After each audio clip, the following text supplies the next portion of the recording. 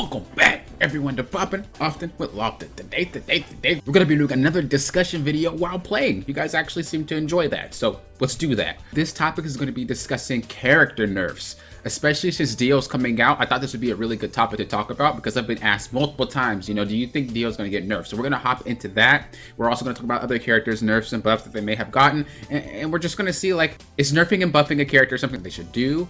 Or do you think they should just leave the characters the exact same? We'll talk about all that once we get started. We have a guest here, Azrael. Thank you for sitting in and playing with me. This is gonna be dope. Azrael is one of my Patreon supporters. If you guys wanna sit in while I make these videos and be a part of it, whether it be PvP, PvE, raids, boss, whatever. Whenever I do any videos like that and you wanna sit in, I do not mind it.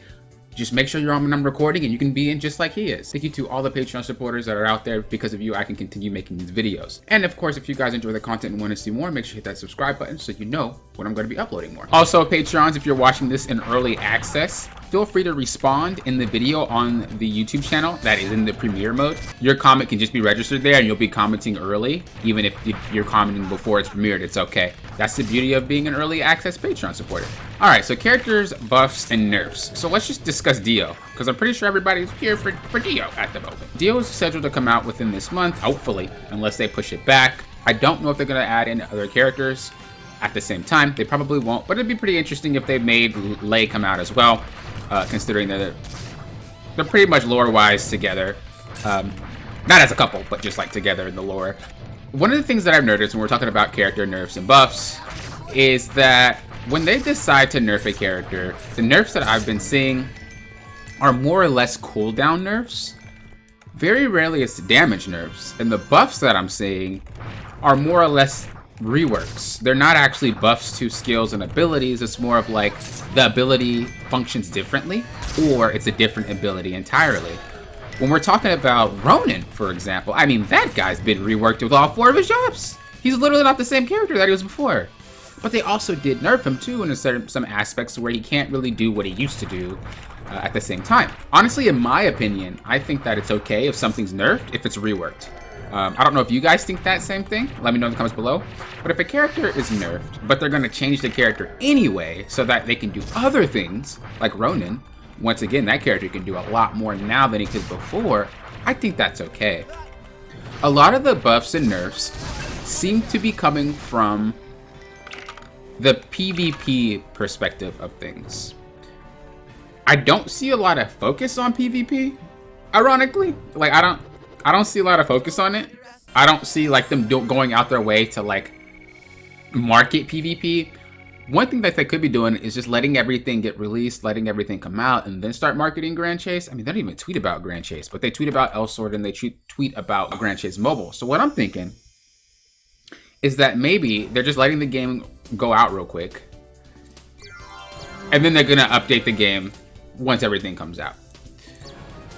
That'd be really, really cool in my opinion if they did do that. On the topic of Dio, the thing that made Dio really strong wasn't necessarily his PvP aspect.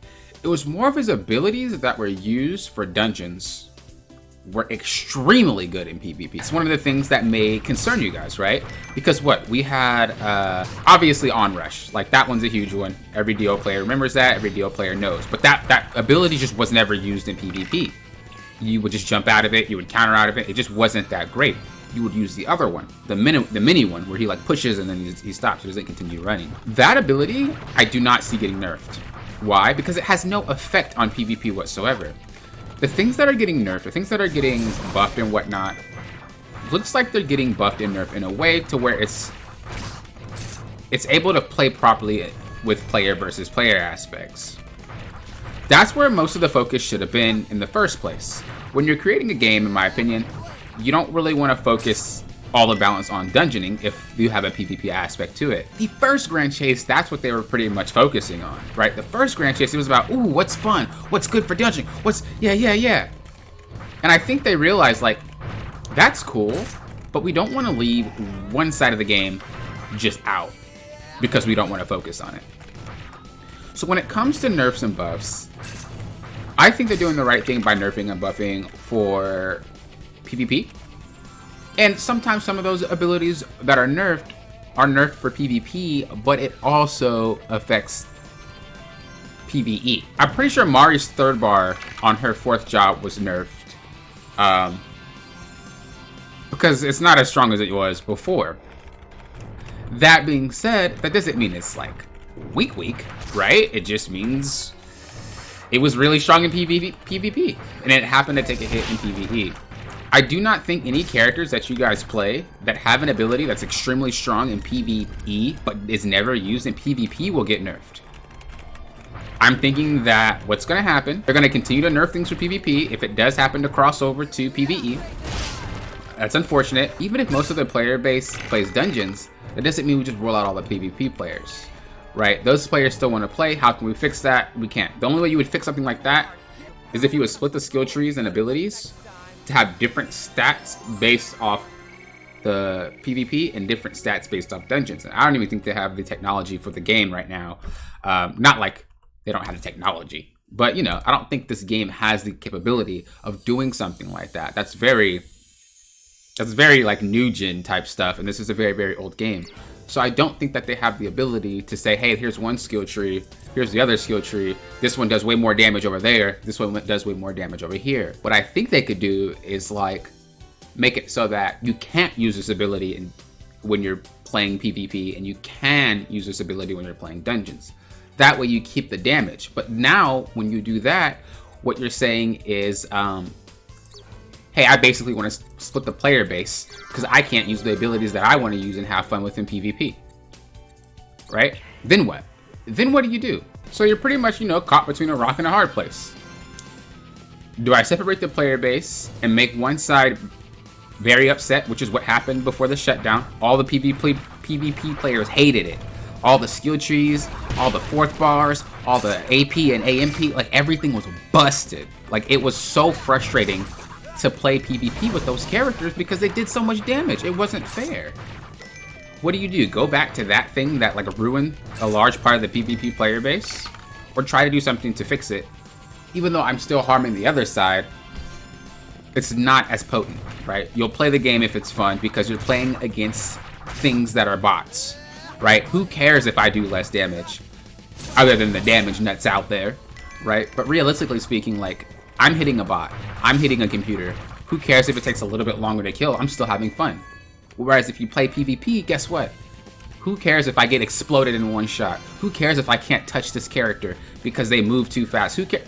People that play care, which is why PvP is such a priority. Like any player-to-player interaction needs to be rectified ASAP on any game.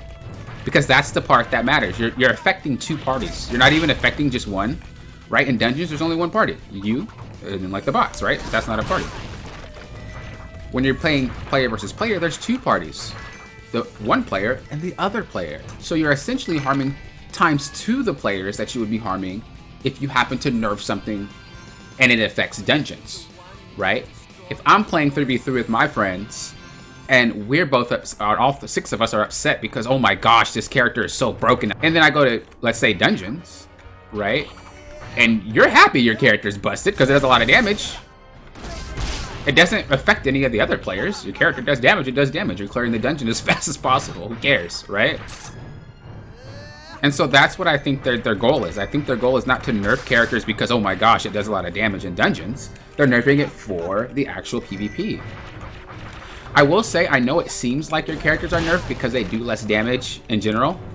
The dungeons are just harder. Until you actually stat out your character, you're not going to be doing damage, period. Because the dungeons are harder. And they definitely made it with the more party members that you have, the more HP the monsters have. So essentially, just partying up with players is making the game harder anyway. And if your stats aren't even really, really high, they're minimum, you're technically playing a harder version of the game, right? So if I'm level 30 and I have 30 armor, and then I'm with a group and it pushes the HP higher, well, guess what? Now I do less damage. It's not like your character's nerfed. It's not like your character's, you know, weak. It's the fact that because you're partying, everything is just stronger and your gear is minimum. Therefore, you're not even doing as much damage as you would be doing if you were actually statted. I think dungeons are just... I think the way that they work dungeons this time around is better based off stats and based off your party grouping. Like, I think they hit the nail on the head, making dungeons difficult enough, but not too difficult. Very rewarding when you clear them, but not too easy. And like I said, I think some of the balance patches for PvP just happens to fall in line with some of the things for PvE. It's an accident. I don't think it's intentional. That being said, Dio, I do not think will get a nerf to onrush. He may get a nerf onto some of the stuff, but I think him as a whole wasn't really broken. I think the fact, like, his abilities weren't. I think he just had a lot of damage because back then everything had a lot of damage and there's nothing you could really do about it. I think he had broken abilities, but his overall kit wasn't broken. I think Lei was extremely broken. Like, everything about it was broken. But Dio, I think just because it was one of their first AP characters, they didn't jump into that margin of like, man, that is freaking OP, right? They haven't done that yet with Dio. They haven't done it with Zero, but once Zero got 4th job and Dio got 4th job, they were already in that realm and now they're freaking strong. You know what I mean? So, you know, I want to know your thoughts below. What do you guys think? As I said before, I'll make a response video responding to your comments, so make sure you leave them below. If you're an early access watcher, it's okay. Leave the comments below in the video that's going to premiere, and I'll look at them once the video premieres, and I'm going to make the response video, okay? Thank you guys for watching. Thank you, Azrael, for being a part of my gameplay. Look, I couldn't have completed the dungeons without you. That's all I'm saying. Thank you for being my Patreon as well, and thank you to the other Patreons that are making this possible. If you guys want to become one, link in the description below. Once we reach our Patreon goal, we will be having regular streams, so if you guys want to see that, once again, Patreon, link in the description below. Till next time, you know what I always say. Thank you for what?